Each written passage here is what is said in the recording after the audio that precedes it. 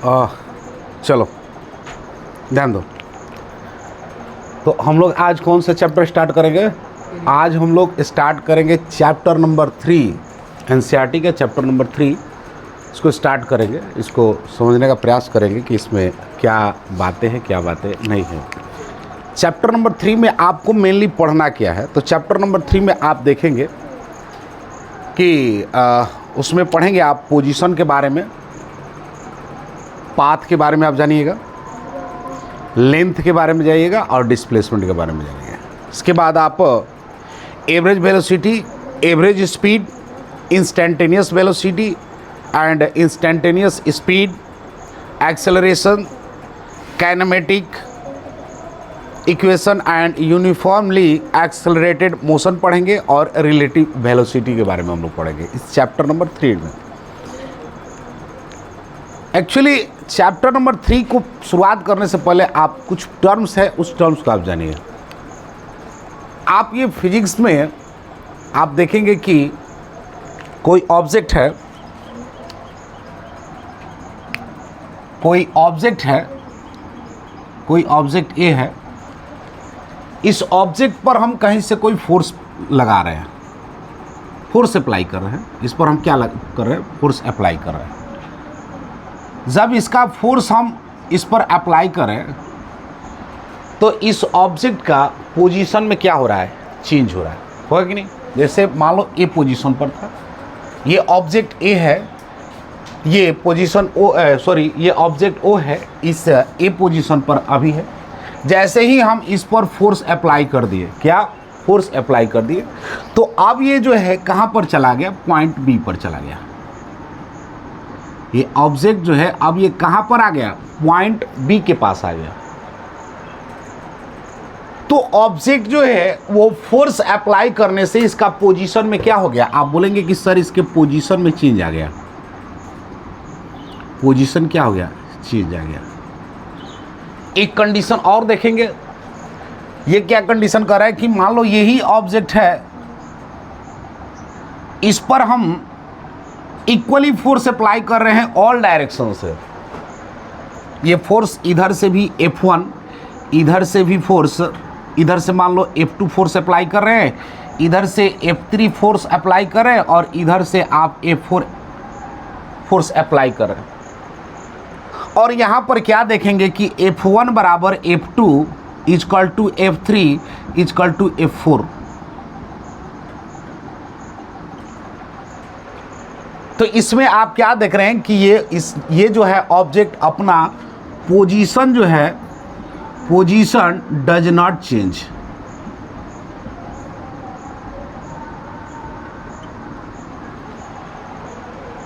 तो एक जगह आप देख रहे हैं कि फोर्स अप्लाई करने से ऑब्जेक्ट का पोजीशन चेंज हो रहा है, एक जगह आप देख रहे हैं कि फोर्स के अप्लाई करने से इसके पोजीशन में चेंज नहीं हो रहा है।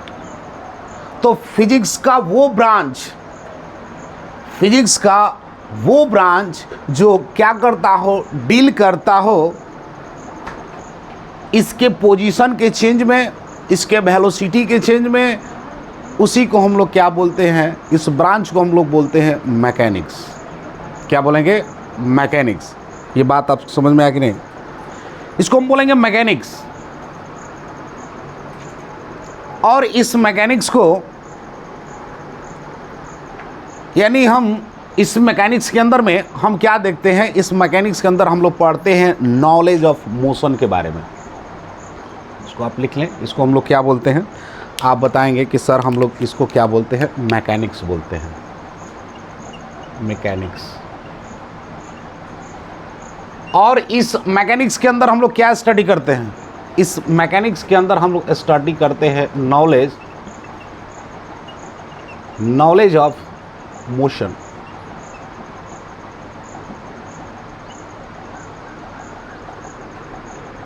कि आप मोशन के नॉलेज के बारे में जानते हैं। जैसे आपने यहाँ पर देखा कि सर हमने F फोर्स लगाकर इसके पोजीशन को चेंज कर दिया, लेकिन यहाँ पर वही हमने फोर्स, इसी ऑब्जेक्ट पर फोर्स यहाँ भी लगाया, बट ये फोर्स जो था इक्वली ऑल साइडेड से हमने क्या किया? फोर्स जब अप्लाई किया तो इसके मोशन में चेंज नहीं हुआ।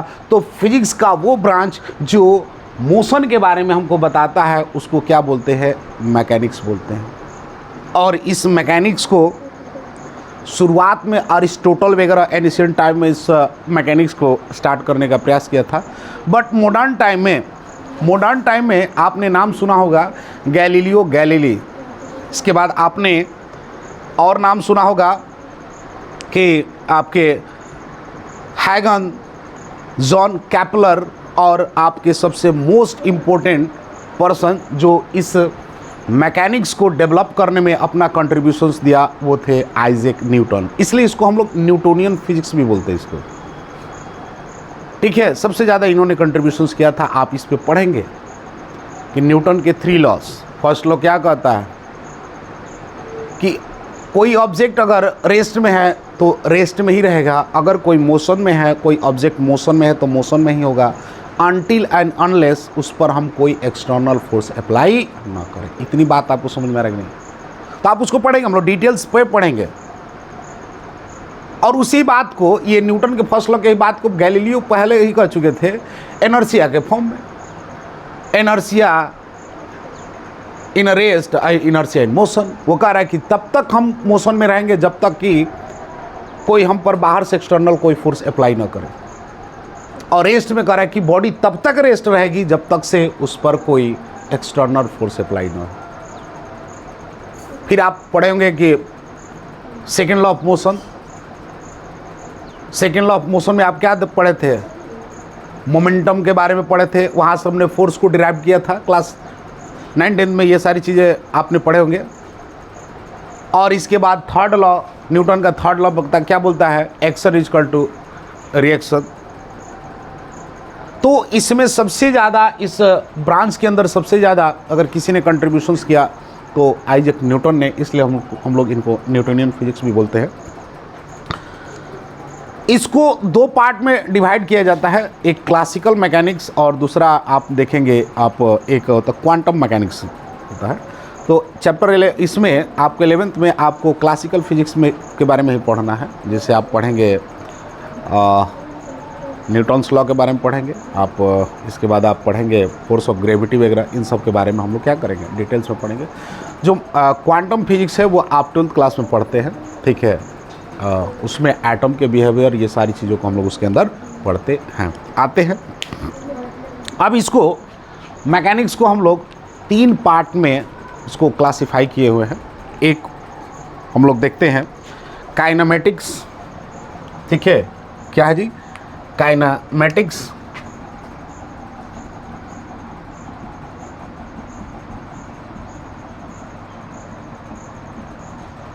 ठीक है, काइनेमेटिक्स।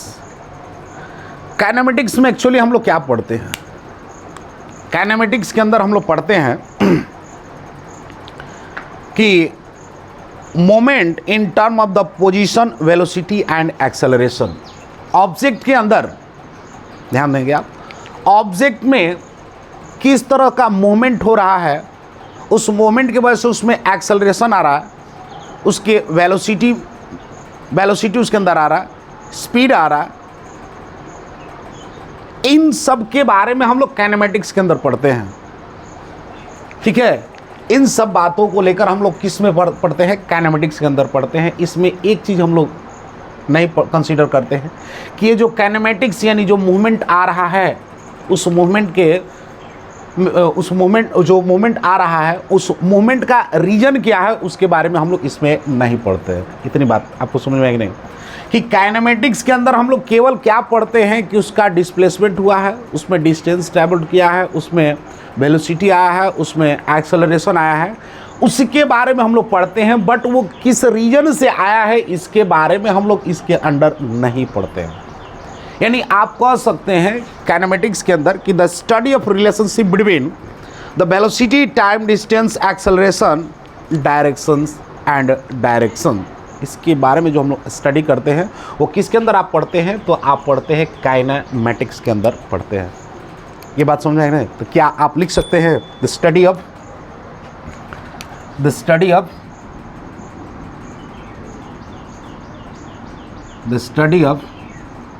relationship between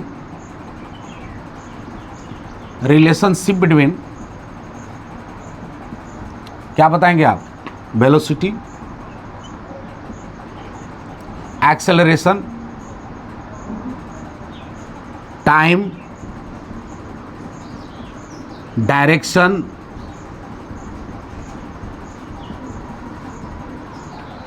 आप बता सकते हैं? बोलो।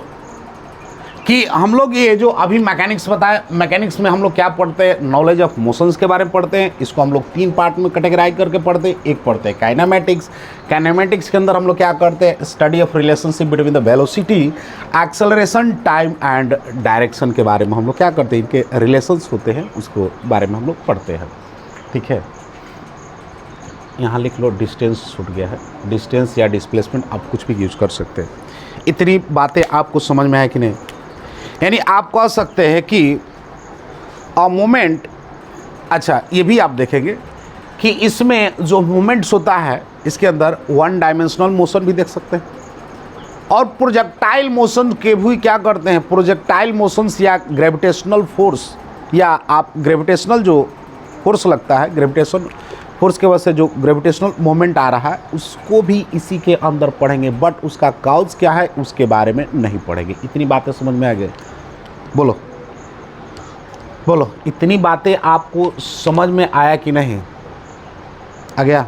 नेक्स्ट है, नेक्स्ट आप पढ़ेंगे, नेक्स्ट आपको हम लोग देखेंगे डायनामिक्स। डायनामिक्स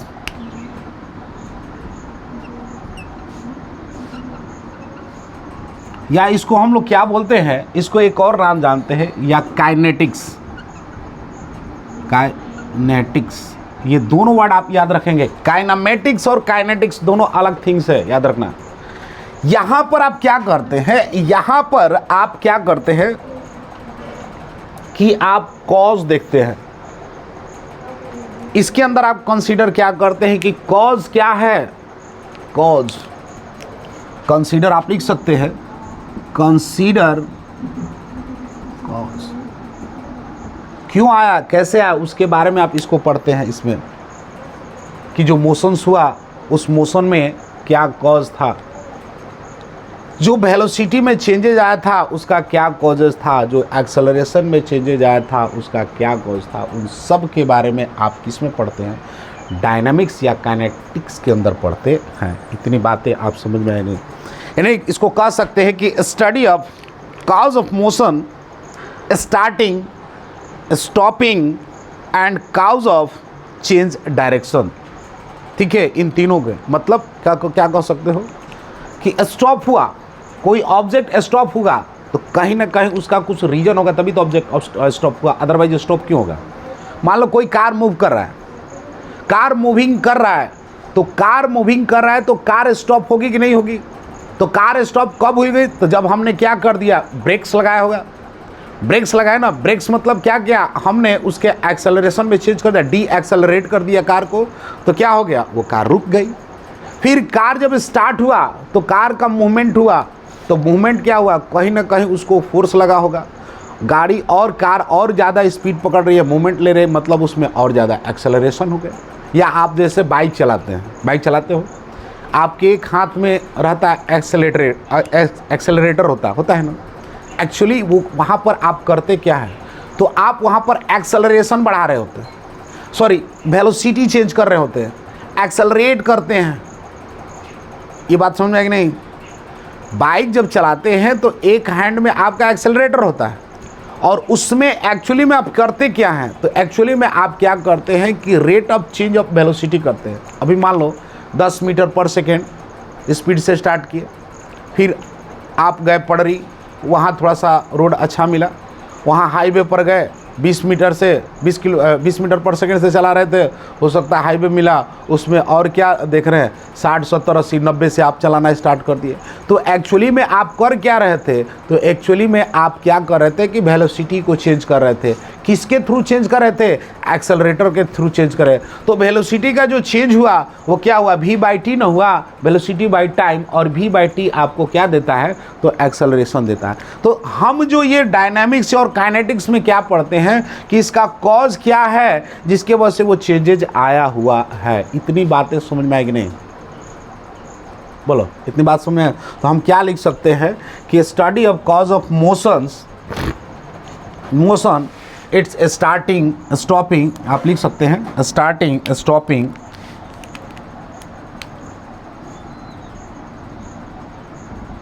स्टार्टिंग स्टॉपिंग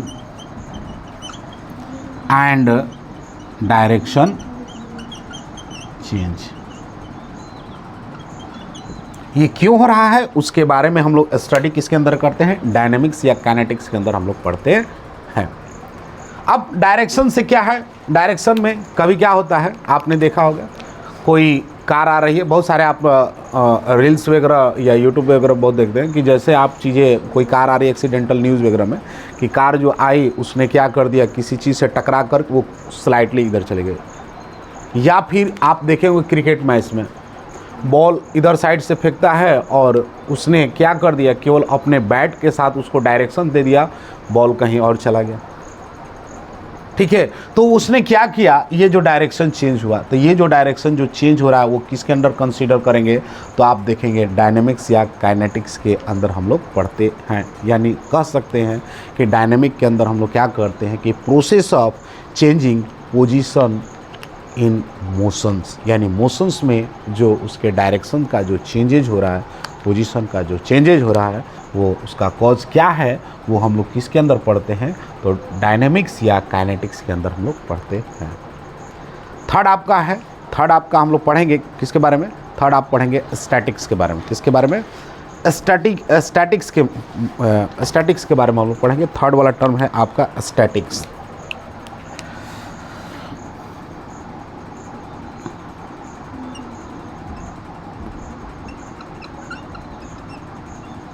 नाम से ही क्लियर है। स्टैटिक्स में आप क्या पढ़ते हैं कि जो स्टैटिक्स में आप पढ़ते हैं कि जो मोशन और वेलोसिटी या एक्सेलरेशन, इसमें क्या हो जाता है, इस स्टैटिक्स के अंदर हम लोग क्या पढ़ते हैं कि मोशन, आप बोलेंगे कि मोशन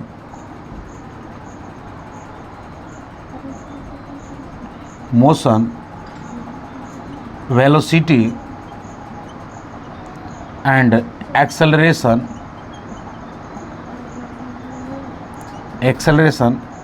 यहाँ पर क्या होगा, विल बी जीरो। यहाँ पर आपको जीरो मिलेगा। अगर कोई ऑब्जेक्ट के अंदर, कोई ऑब्जेक्ट है, मान लो कोई ये ऑब्जेक्ट है, ये कोई ऑब्जेक्ट है, इस ऑब्जेक्ट में हम क्या कर रहे हैं, फोर्स अप्लाई कर रहे हैं, फोर्स अप्लाई कर रहे हैं, इसमें कोई भी मोशन नहीं हो रहा है, उसमें किसी भी तरह का वेलोसिटी में कोई चेंज नहीं आ रहा है, एक्सेलरेशन में कोई चेंज नहीं आ रहा है, यानी वो जीरो हो रहा है। यानी हम क्या कह सकते हैं कि उसका मोशन, उसका आप बोलेंगे कि सर उसका मोशन भी जीरो हो गया है, मोशन जीरो, उसके वेलोसिटी भी क्या हो गया है, जीरो, और उसका एक्सेलरेशन भी क्या हो गया है, ज़ीरो हो गया है। तो इस केस में ऑब्जेक्ट का मूवमेंट नहीं होगा, वो ऑब्जेक्ट जहाँ है वहीं पर रहेगा।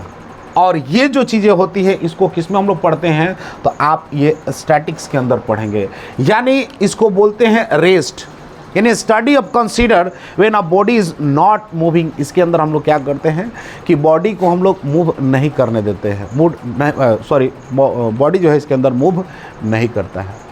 आई बात सुन में, तो ये किसके अंदर आप पढ़ते हैं, स्टैटिक के अंदर आप पढ़ते हैं। यानी ऑब्जेक्ट क्या होगा, ऑब्जेक्ट क्या होगा, ऑब्जेक्ट क्या होगा, रेस्ट में रहेगा। ऑब्जेक्ट क्या होगा आपका, रेस्ट में रहेगा।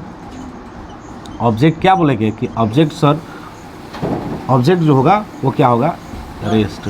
हाँ छोड़ दो ना, बैठा रहेगा, कुछ नहीं करेगा, चुपचाप आप बैठो। ऑब्जेक्ट क्या रहेंगे, तो आप बताएंगे कि ऑब्जेक्ट क्या है, रेस्ट में रहेगा। ठीक है, ऑब्जेक्ट रेस्ट में रहेगा। बोलो, ये बात समझ में आया कि नहीं? ठीक है, इसमें कोई दिक्कत? ठीक है, कोई दिक्कत नहीं ना? बोलो, यहाँ तक अगर किसी को कोई कन्फ्यूजन है तो पूछ सकते हो। ठीक है, यहाँ तक अगर किसी को कोई स्टैटिक्स में हम लोग क्या पढ़ते हैं, स्टैटिक्स के अंदर हम लोग क्या पढ़ते हैं कि आप देखेंगे कि ऑब्जेक्ट में किसी भी तरह का कोई मूवमेंट नहीं होगा। ऑब्जेक्ट जो है स्टैटिक्स में आप देख लो कि ऑब्जेक्ट में जो है किसी तरह का कोई मूवमेंट नहीं, जैसे ये ऑब्जेक्ट है यहाँ पर, ये कोई ऑब्जेक्ट है यहाँ पर रखा हुआ है, हम यहाँ पर फोर्स अप्लाई कर रहे हैं, मान लो F1 फोर्स अप्लाई कर रहे हैं यहाँ पर, यानी 5 न्यूटन, सपोज करो 5 न्यूटन का फोर्स हमने लगा रखा है इस पर, और ये जो है ऑब्जेक्ट भी हमारे ऊपर जितना हम लगा रहे हैं, ये भी हमारे ऊपर 5 न्यूटन का ही फोर्स लगा रहा है। इतनी बात समझ रहे नहीं, ये दोनों फोर्स लगा रहा है, हम इस पर 5 न्यूटन का फोर्स अप्लाई कर रहे हैं इस ऑब्जेक्ट के ऊपर, बट ऑब्जेक्ट भी तो हमारे ऊपर फोर्स लगाएगा, तो ऑब्जेक्ट भी हमारे ऊपर 5 न्यूटन का फोर्स लगा रहा है। ये मान लो F1 है, ये मान लो कि F2 है। इस केस में आप क्या देखेंगे कि जो F1 फोर्स है वो F2 फोर्स की क्या है, बराबर हो। तो बताओ क्या ऑब्जेक्ट में मूवमेंट होगा? नहीं होगा। क्यों नहीं होगा? क्योंकि इस ऑब्जेक्ट के अंदर मोशन जो है वो आप बताएंगे कि मोशन सर जीरो है। क्यों जीरो है? क्योंकि दोनों फोर्स क्या हैं, इक्वल है, कोई मूवमेंट नहीं है यहाँ पर। या ये भी कह सकते हैं कि इसके अंदर वेलोसिटी भी क्या है, वेलोसिटी भी आपका जीरो है, या आप कह सकते हैं कि एक्सेलरेशन भी क्या है, जीरो है। तो ये जो कंडीशन जहाँ अचीव होता है, ये जो कंडीशन जहाँ अचीव होता है, उसी को तो क्या बोलते हैं, रेस्ट बोलेंगे। क्या बोलेंगे? रेस्ट बोलेंगे, रेस्ट बोलेंगे। या फिर आप कह सकते हैं इक्विलिब्रियम भी बोल सकते हैं। क्या बोलोगे? इक्विलिब्रियम भी बोलेंगे। नहीं बोल सकते हैं? इक्विलिब्रियम पोजीशन पर है, कहीं चेंजेस कुछ नहीं हो रहा, बोलो। इसको इक्विलिब्रियम भी आप बोल सकते हैं, आप मोशन जीरो भी बोल सकते हैं, आप इसको वेलोसिटी जीरो भी बोल सकते हैं, आप इसको और एक्सेलरेशन जीरो भी आप बोल सकते हैं। लेकिन एक चीज़, जैसे आप यहाँ पर एक और केस कह सकते हो कि सर F1 बराबर F2 था तो आपने रेस्ट कह दिया, बहुत सुंदर, सही बात है, होना ही है। लेकिन अगर इन दोनों में से कोई भी, या इक्विलिब्रियम भी बोलते हैं, अगर इन दोनों में से कोई भी डिस्टर्बेंस होगा तो अनइक्विलिब्रियम हो जाएगा, होगा कि नहीं? और अनइक्विलिब्रियम होगा तो जाहिर सी बात है जिधर का फोर्स ज़्यादा रहेगा उधर के तरफ उसका मोमेंट हो जाएगा, तो उस बॉडी के अंदर क्या आ जाएगा, मोशन आ जाएगा, और मोशन आ जाएगा तो वो रेस्ट नहीं कहेंगे। इतनी बात समझ में आएगी नहीं? यानी हम अगर इन दोनों में से कोई, यानी आप कह सकते हैं F1 not equal to F2, तो उसके अंदर क्या आ जाएगा, आप बोलेंगे कि सर उसके अंदर मोशन आ जाएगा। तो ये तीन आप पढ़ेंगे, आप तीन चीज़ें जो है आप मैकेनिक्स के अंदर पढ़ते हैं कि मैकेनिक्स यानी ऑलरेडी हम बताएं मैकेनिक्स नॉलेज ऑफ मोशंस हो। इसके अंदर काइनेमेटिक्स के अंदर आप देखते हैं तीन कैटेगराइज किया गया है, the study of relation between the distance, velocity, acceleration, time and direction etcetera.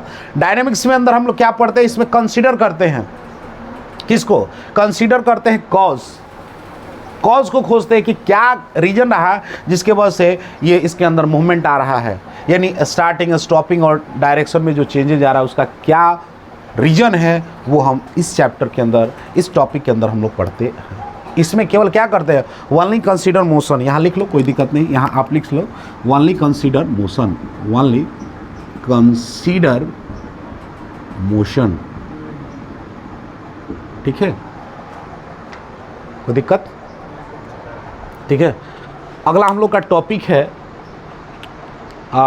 Position, but इसको हम लोग रहने देते हैं, कल हम लोग इसको स्टार्ट करेंगे, ठीक है। चलो, अगर यहाँ भी कोई किसी को इतना में कोई दिक्कत आ रहा है तो आप पूछ सकते हैं। आ गया ना? ठीक है, इसको उतारना है तो उतार लो, इसको उतार लो, इसको उतार लो सब।